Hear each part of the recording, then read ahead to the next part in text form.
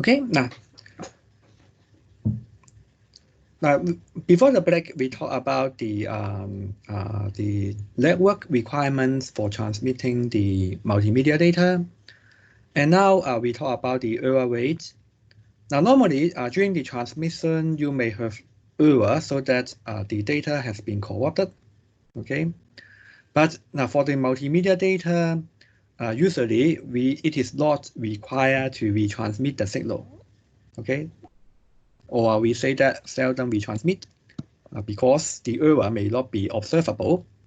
For example, now for the CD quality audio, if you have an error, it is acceptable to have an error rate about 10 to the power -3. That means you have 1 bit error per 1000 bits. Okay. Therefore, normally we don't retransmit the signal. Okay. Now, therefore, it may be different to what we rely on the nowadays, the network technology, the TCP/IP. Now, for the TCP/IP, it is a reliable transmission, so that any error we found, the data will be transmitted. But the multimedia data will not ask the retransmission. Therefore, you may see that the multimedia data may not suitable to transmit using the TCP/IP protocol. Okay. And also, normally the video data should be synchronized with the audio data, or otherwise you may see the audio and video data is not synchronized, and the video playback experience may not be good. Okay. Now, therefore, they should be synchronized, and we have 3 types of synchronization. First type, asynchronous. That means no synchronization. We can play back the audio and video signal separately. The second is synchronous, so that the audio and video data have a timestamp, and they should play at the same time according to the timestamp. And the first type is the isochronous. Isochronous means that the data, both the video data and audio data, must be delivered within certain time constraint. So that, for example, if you are using a video conferencing application, we should make use of the isochronous synchronization, because we should make sure the video and audio data arrive at the same time, and also within a certain time delay. Okay. Therefore, you can see that the isochronous should be has a highest level in the synchronization process. And also, we needed to take care about the quality of service, and it depends on the data rate of multimedia data. We try to give the best quality to the user. Therefore, we needed to work out the best way to serve the application, and you can let the user to expect the quality. And therefore, when you choose the display, you can see that we can display different video quality. For example, 720p, 480p. They are the number of lines in your video. P means progressive. 1080i. I stand for interlace. Okay. Now, therefore, you can see that if the data rate is not high enough, you may scale down the display or the playback in order to have a smooth playback for your video. Okay. Now, and actually, for the quality of service, you can have 2 approach to guarantee the quality. The first approach is the resources reservation, so that you may reserve a fixed route in your network to transmit the video data, or you can set a higher priority for your video data in the transmission. And this approach it is so-called the prioritization. Okay.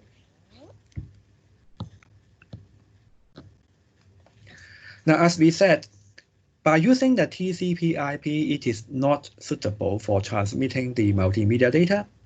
Therefore, we may rely on another protocol to transmit the data, video data or audio data. Now, it is so-called the UDP. Now, but by using the UDP itself, it cannot guarantee the video arrive in order, because UDP has no guarantee in order arrival. Therefore, on top of UDP, you needed to build up some other protocol in order to help the multimedia data transmission. Now, it is so-called the real-time transport protocol, RTP. And we have some other protocol to guarantee the, or to help the control of the transmission. They are the real-time control protocol, real-time reservation protocol, and real-time streaming protocol. Okay. Now you can see in this picture. Now in layer 3 we found the IP protocol. Layer 4 we have TCP and UDP, but we say that TCP is not suitable. Therefore, we develop some other protocol on top of UDP. Therefore, in layer 5, the session layer, you have the RTP, RTCP, RSVP, and in the application layer, we have the RTSP protocol. Okay. Now, actually, the protocol, it is nothing more than to add some additional header to your data in order to help the data transmission. Okay. Now, therefore, you can see we describe the RTP here. You found it in the layer 5. And therefore, you, on top of the layer 5, you have the RTP header. You have the additional information. For this additional information, you provide the buffer, timestamp, sequence number, and encryption information for your data. And the header structure shown in here. Now, again, don't think that it is required to memorize the header information here. I only put down the header information to you here in order to show you that it will have many information to help the data to distinguish itself or the information. For example, in the RTP header, you can see V stand for version, P stand for padding. It means we pad the data to fill up the packet. We have X stand for extension, so that whether you needed to have extra information attached to the data, you may using the X byte in here. And you have the payload type, you have the sequence number, timestamp, etc., etc. Okay, no need to memorize the format here. And in layer 4, you can see that on top of the RTP header, it adds the UDP header. And in layer 3, you can see on top of the UDP and RTP header, it adds additional header for the IP information. Okay. Now for the RTP protocol, it provides the timestamp and sequence number, so that if the data arrive not in order, according to the information provided by the RTP header, you can still reassemble the data into a correct order. Okay, now but it does not guarantee a real-time performance, so that when you transmit the data, it will not guarantee at a fixed time the data will be received. It will not guarantee. Okay, and normally the RTP connection will be exist for each data stream. Normally you may have one video stream and more than one audio stream. Okay, for example, you may have LightCam program, you may have English audio or the Cantonese audio. Okay, Now, the RTCP, it is used for the provide the feedback on the quality of the data. Therefore, it gives you some of the reports about the receiver report, sender report. That means the data weight, the source description, the participation, and also the application functions. Okay, it normally control the transmission of the data by providing the feedback. And RSVP, it is used for reserve the resources on transmission. Therefore, it will enable the sender, receiver, and the router in the communication sessions. And the working principle is that the sender sends the path message to reserve the resources, such as which channel, which router, which path to reserve the transmission. And if the resources is available, they will make the resources reservation. And then if not, that means after they determine the acceptancy of the request, then it will, the resources either reject the request or accept the request. Okay. And using this protocol, because we have many information to be stored, therefore it may be you may have a large overhead in this approach. Okay. Now at the top layer, the layer 7, we have the RTSP, and actually it is an application level protocol. We try to make our application more or less like a VCR type control. That means it supports the play, pause, stop, fast forward, rewind function, okay, to your video playback. And normally it group different RTP packets, okay, using a normative function. Normative means it is a regular function to combine them into some packets. For example, you may combine them into the MPEG-4 SL packets. SL stands for sync layer.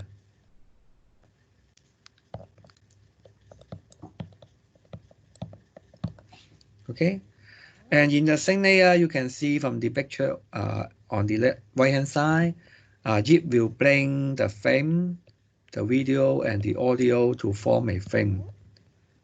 Okay, in order to facilitate the playback. Okay, therefore you can see in the video track, it extracts a frame, and in between the frame, it extracts the audio also, in order to make the video data to be synchronized with the audio data. Okay, therefore, by using this protocol, you can make your application more or less like a YouTube player, for example. Okay. Now that we describe another important approach to make our multimedia data playback efficient throughout the network. Okay.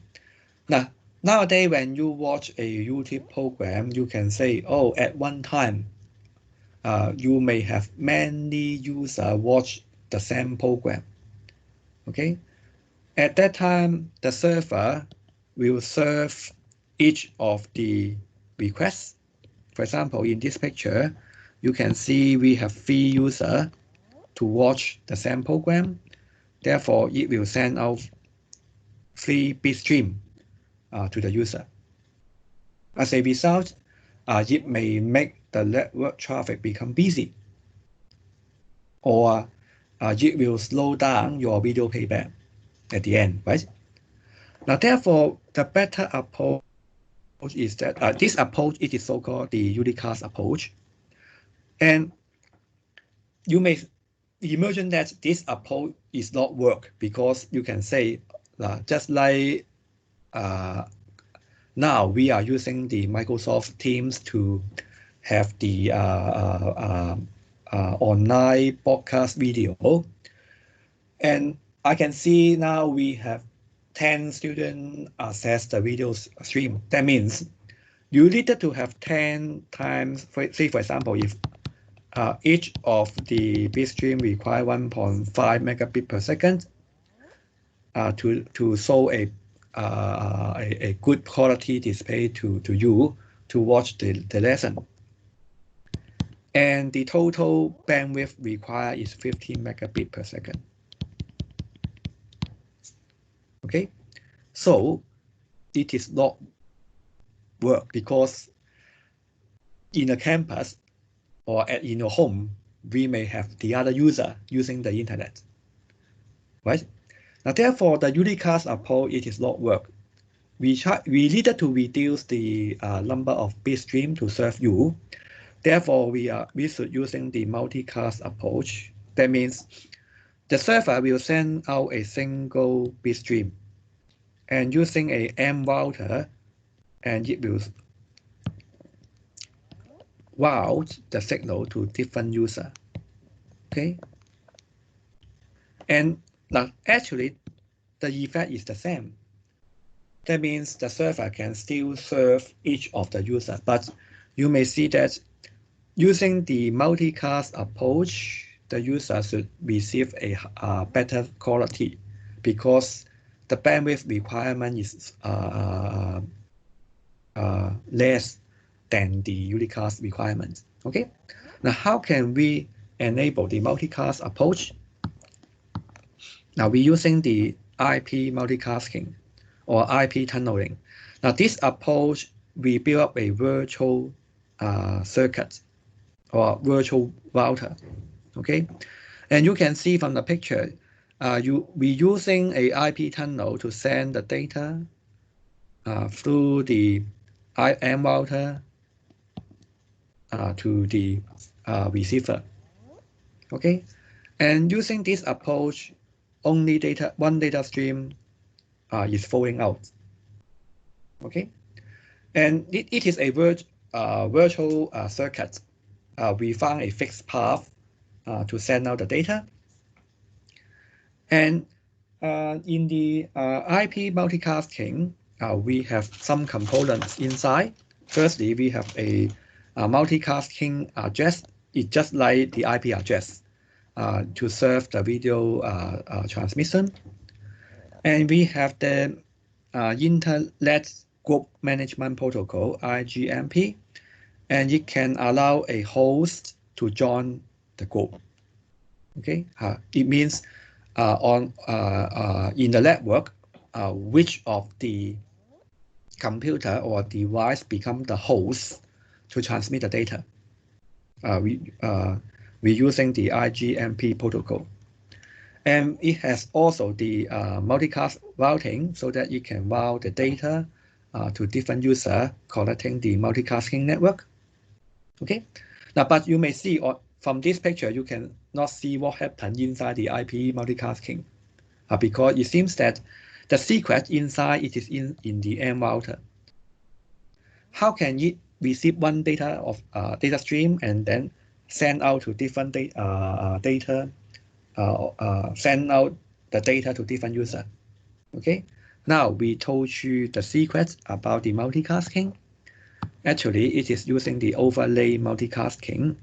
You can see from the picture, if device A is the host, that is send out the data. Now, virtually, you may see that A serve A, serve B, serve C, and serve D. Okay, that means 3 bit stream should be sent out. But using the multi-layer multicasting approach, the host A will send only a single bit stream to B only, and B will serve another host. It will serve the data to C, and C will serve as a whole to serve D. Therefore, it looks like a chain structure to serve the data. Okay. Now, actually, using this approach, it does not require any special support for the networking requirement. The only way you are using is that you convert many of the user to become a host to serve another user. Okay. Now the only drawback you can find here, we have a small delay we find in the network, or for the different user to receive the data. But it can solve the problem for the server to send out a high data rate bitstream to all the user. Therefore, nowadays, for example, now we are using Microsoft Teams. We are using this approach, and each of you actually serve another classmate in our video conferencing. Okay. Now another commonly used approach that we found in the video system in a building, it is the transcoding, and it is a method to perform a direct digital to digital conversion of the multimedia to data to another. Now, because the target device may have different bandwidth, different display parameters. For example, the device, it is your mobile phone. The display may be smaller. Therefore, without transmitting the whole data to the device, you may apply the transcoding to scale down the data in order to make the data become suitable for your display. Okay, and the approach it using is that it uncompress the data and then recompress the data to your targets. For example, if you have a video data of the size 8 gigabytes, okay, normally we do not send out the complete 8 gigabyte to other device, and you are using the transcoder to scale down into a 1 megabit per second data bitstream and transmit over the Ethernet. Okay, and you can see it is the function of the transcoder. Okay.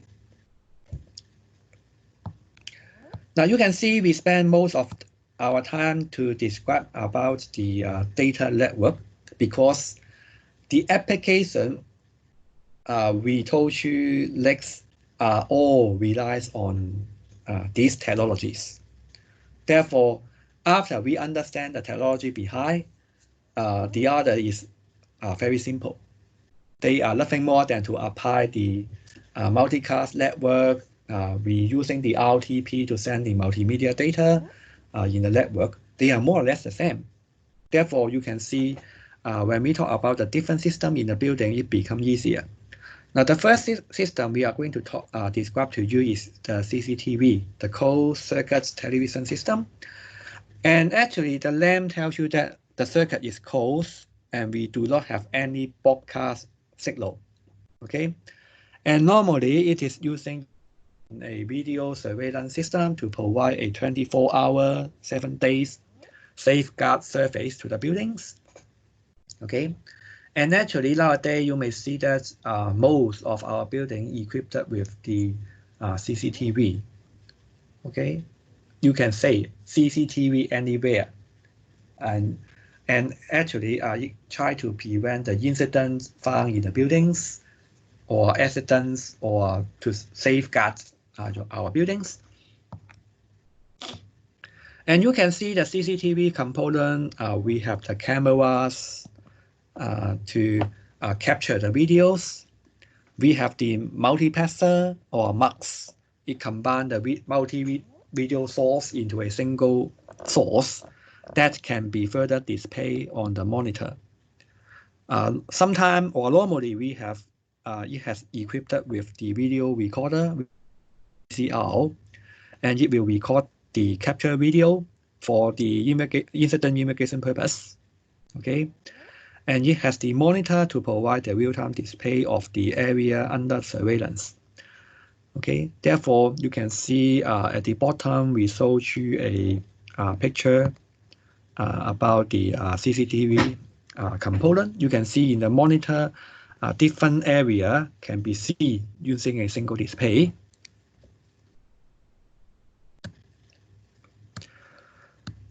Now, for the CCTV camera, it is a device to capture image and video, and it is going to convert the image into electrical signals.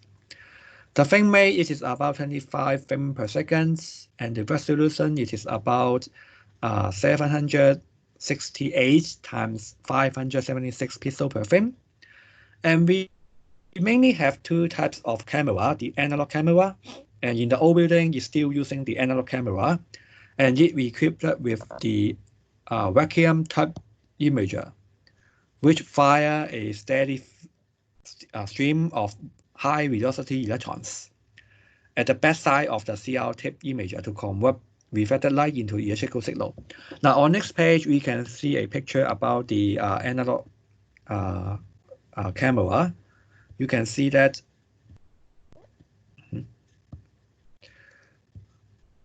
now in the camera, it capture a image on this photoresistive material, and electron beam is scanned on this material, and different light will make the resistance on this material become different, so that it create different electrical signal, and by capturing the electrical signal, an image can be formed. Okay, now this is the operation for the analog camera. Okay, now on the other hand, nowadays we are using the digital camera, or what we call the IP cam, and it can directly connecting to the network. Now inside the digital camera, it requires the charge coupled device (CCD), one of the Nobel winning device in history. Okay, actually in 2009, it is announced the inventor for CCTV won the Nobel Prize together with the father of optical fiber, Professor Go Kwan, the same year, if you can remember. Okay, now for the CCD, it converts the photons into electric charge in the semiconductor oxide interface, and then form the digital images. Okay, and in the picture here, you can see we have the CCD locating at this layer in order to make the conversion of the photons into electron and further convert into the image. Okay. Now nowadays, actually most of our CCTV using digital CCTV, because one of the advantage is that they can be connected to the internet.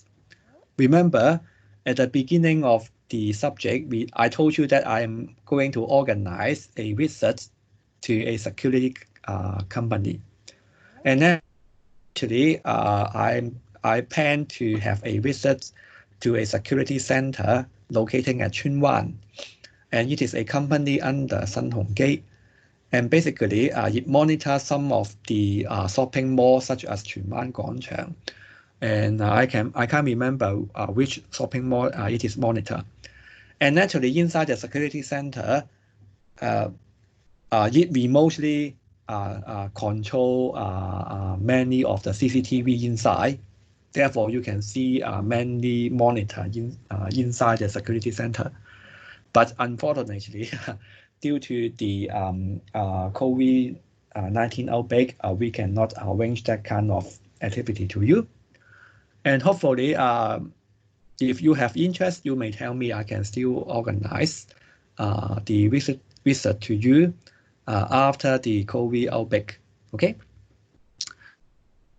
Now, for the digital CCTV, with the advance in the latest digital television technology, it is going to replace the analog television, analog CCTV, because it can connect to the centralized BAS, building automation system, through the network. You can see, most importantly, it can connect to the LAN network.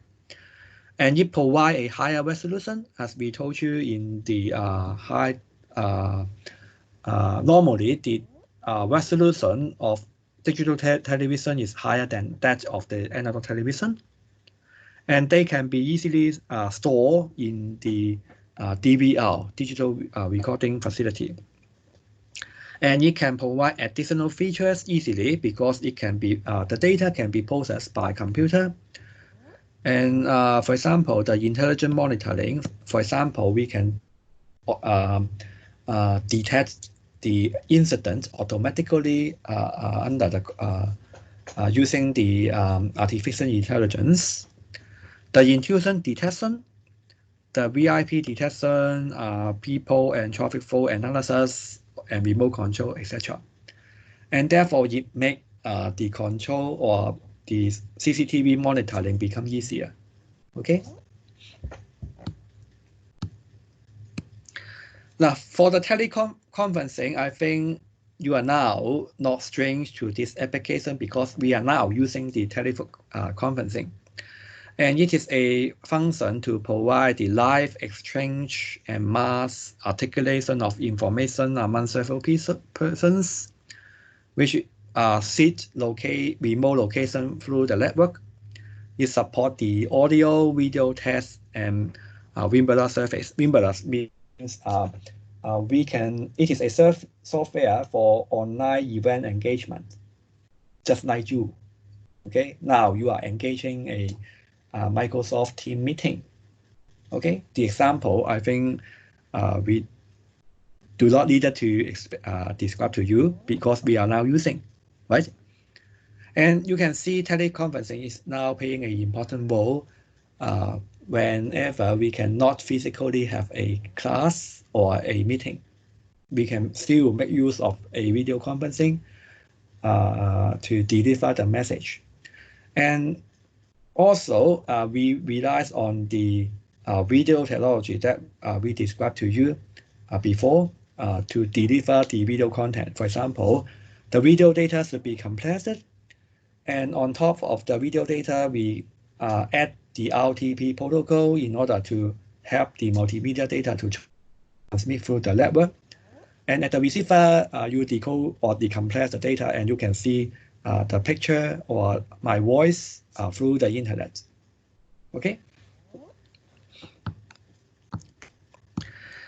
And the teleconferencing component, including the camera, sometimes it may capture the video source. Okay. And it has the video display for showing the face or content of the participants.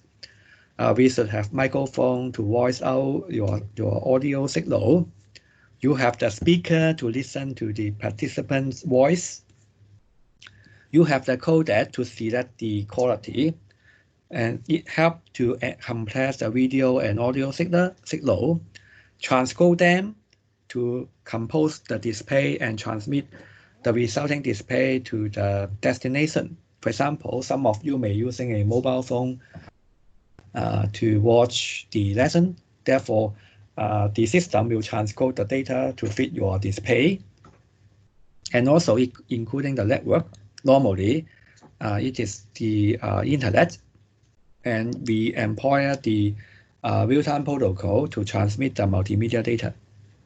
Okay, so up to now, you may understand how or the function or the working principle behind of the Microsoft Team. Okay. Now here we give you a calculation on the bandwidth, and basically you can count the number of applications using the internet on your network bandwidth requirement. Okay. Now the total bandwidth required equal to the bandwidth required for one video conferencing call times the number of simultaneous video conferencing calls plus 20% additional overhead.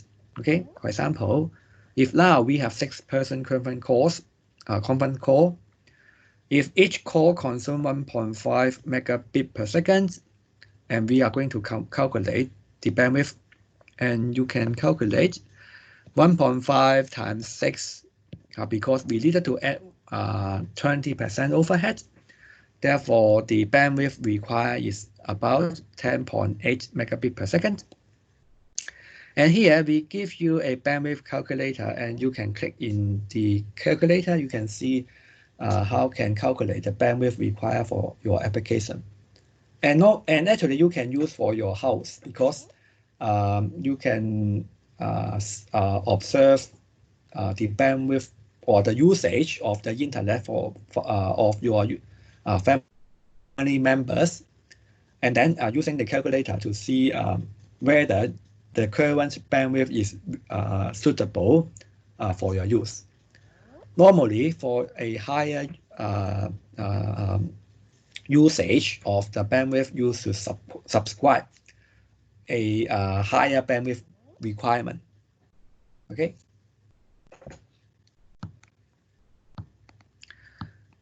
And now we are going to talk about the broadcasting, the television broadcasting in a building. And we have two systems we are going to introduce to you. The first one, it is the communal aerial broadcast distribution, CABD. And it is a system installed inside a building to receive free-to-air TV or radio signal through the TV frequency or radio frequency, and then it will be distributing among the audience. And it will usually contain the RVOs, the transmission cables, the amplifiers, mixers, splitters. Splitter means if you are in your home, if you have one television socket, if you are going to make the signal display on two television sets at that time, you may using a splitter. Okay, and you have the repeat amplifier in order to improve the power of the signal. And sometimes you may have the attenuator to reduce the power of the transmission to fit to your television sets. And finally, you have a final television outlet, okay, just like this one. And here we have the picture. You can see we have the public antenna to receive the radio signal. And then through the signal, you have the signal amplifier. And then distributed the signal to your home. You can either using a digital television or using a set-top box to receive the signal to convert into the analog television. Okay. And in Hong Kong, it is mainly using the digital terrestrial TV broadcasting, DTT. And the frequency band, we are using the ultra high frequency or UHF, range from 300 megahertz to 3 GHz for transmitting the TV programs in Hong Kong. And it uses the decimeter band with wavelength of carrier range from 10 to 1 decimeters. Okay, because we have many TV programs, therefore we have specified different frequency carrier for transmitting different programs. Now here we give you a table about the frequency channel allocation in Hong Kong. Now on the left-hand side, we showed you the analog channel we use for different locations. You can see from Temple Hill, we have using a frequency 482 megahertz. At the same time, the same channel it is using to broadcast the digital television. Therefore, for 81 channel, 96 and 99 channel, all of them using the analog channel. Okay. And for the other channel, they may be combined into a single channel using the digital transmission. For example, for the TVB programs, it is using a channel 35. For the RTHK program, they are using the frequency channel 62. for the transmission. Okay, and you can see compare with the analog and digital transmission. You can see the digital transmission becomes simpler than the analog transmission because we can using only a single transmission, single channel for the transmitting the program to all the areas in Hong Kong. Okay. And you may ask me a question, why we can using a single channel to transmit several programs. It is because we have told you before, the program, we apply the compression so that we reduce the bandwidth requirements already. Therefore, using a single channel, we can transmit this, a number of programs. Okay. You can see we have some other area, and okay. Now, the features of the DTT is that it solves the problem found in the analog television, for example, the ghosting reception, 鬼影, okay. Normally, you cannot find any ghosts in the digital television, and it enhances the program choice. Originally, we have 4 TV programs only, but now in DTV, we have how many programs? More than 10, right? 5 for TVB, 2 for View, 2 for 開電視, and 3 for RTHK, right? Therefore, we have 12 TV programs, okay? And it provides more and services on digital platform. For example, it provides you the program information. For example, the TV program, you can see the briefing about the TV program when showing in your television set. It tells you the electronic program guide in order to help you to whip the program needs from the channel.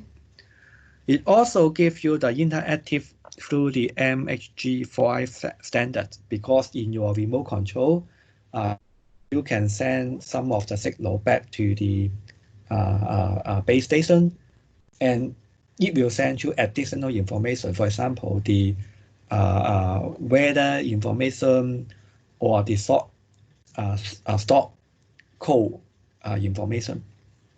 Okay, and all of the DTT transmission, as we told you, it is using the DTMB in Hong Kong, and actually it already support the mobile reception. Okay, remember in Hong Kong, HKTV actually has a license on the one of the transmission protocol, DVB-T2. Okay, it supports the mobile device reception of the digital television program, but not DTMB, because DTMB can be directly received by the television set. Okay, but at that time, HKTV can still using this protocol to let the mobile phone to receive the television program. Okay, but now HKTV become a HKTV more. It does not have any TV program, right? Now, another system we found in the building is the satellite master antenna television, SMATV. It's using the satellite to transmit the television program. Now, this is because the television signal cannot travel more than 70 to 80 kilograms due to the Earth's surface is curved. Therefore, we should using the satellite to send the signal to the satellite and make the receiver receive the signal. Okay, and it contains the component very trivial. It should have satellites, and it relay, that means it copy the TV program travel in a geosynchronous orbit geosynchronous orbit. That means it is in synchronism with the rotation of Earth. Therefore, virtually, we can see a satellite become stationary. It does not move, right? And its speed travel around the Earth, the orbit at a speed 11,000 kilometer per hour. The height is around 36,000 above the Earth's surface. And the transmission spectrum using 1 to 30 gigahertz, and it is using the electromagnetic wave, which is classified as a microwave spectrum. And for enabling the SMATV, you should have the parabolic dish antenna installed in your roof. It is a bowl-like shape. It makes the signal to be concentrated at the center or the single focal point. And in order to have the signal transmission, you should have two dish antenna. One is transmitter, one is receiver. And the dish antenna receive and connect to the different parts of the building through the cables. And sometimes you may need to convert the frequency of the signal using the low noise block. Okay, this is a picture of the low noise block. It is an amplifier to convert the incoming microwave to convert into a lower intermediate frequency and then transmit over the cables. And we needed to have several conversions in order to make the payback of the SMATV.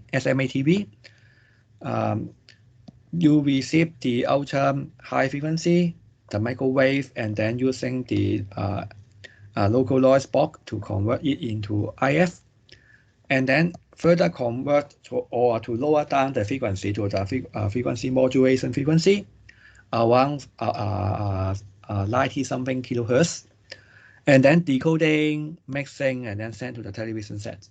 Okay. Now here we show you a table to make the comparison of the analog television transmission here and the satellite transmission. You can make the comparison. For the analog television, you can see it using the UHF. And for the satellite transmission, it may using the super high frequency band. Normally, the frequency is lower than the UHF. The modulation is different. Analog television using amateur modulation, but the satellite SMATV using FM modulation. And it also using the MPEG coding. And in the analog television, using the versatile sideband modulation. It is one of the analog modulation without any compression. The signal bandwidth, it is about, for analog television, 4.6 to 8 megahertz. For the satellite television, 3 megahertz to 27 megahertz. And the format for analog television in Hong Kong, it is PAL, but for the satellite television, it depends on the television signal, and it can have different system. Okay. Now we talk about some modern security system, and basically, with the advance of artificial intelligence, it is equipped with many sensors and video analytic functions. More features can be added to the security system. And you can see in the picture that we can count the number of people under the surveillance. We can detect the face. Actually, you may hear the news.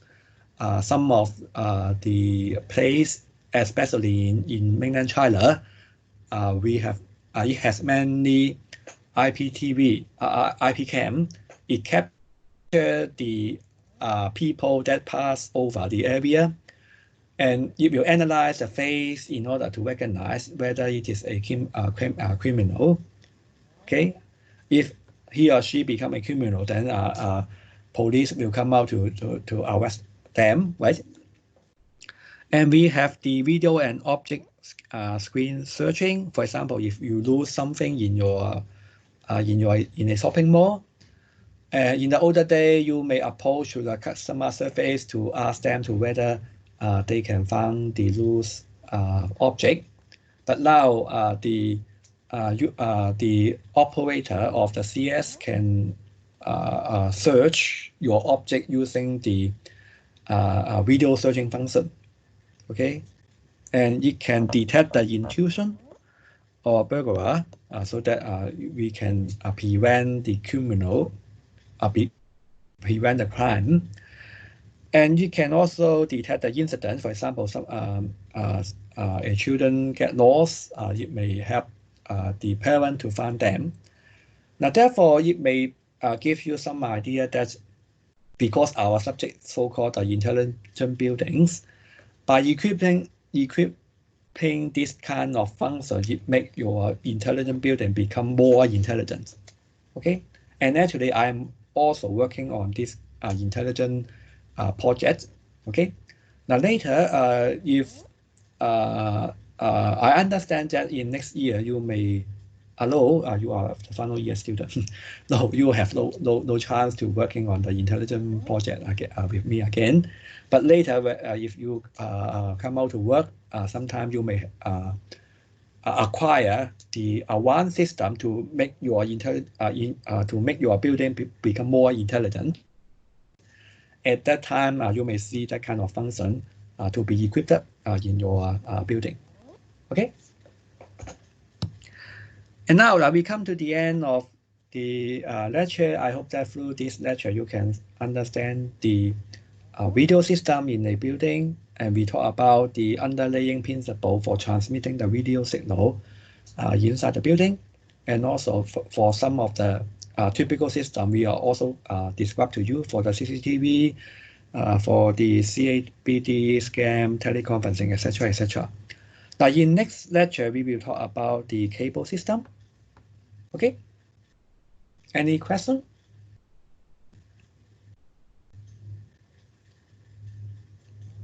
Now, if no, we take another break and we will resume the class at around 5:35, and we will have a tutorial to you.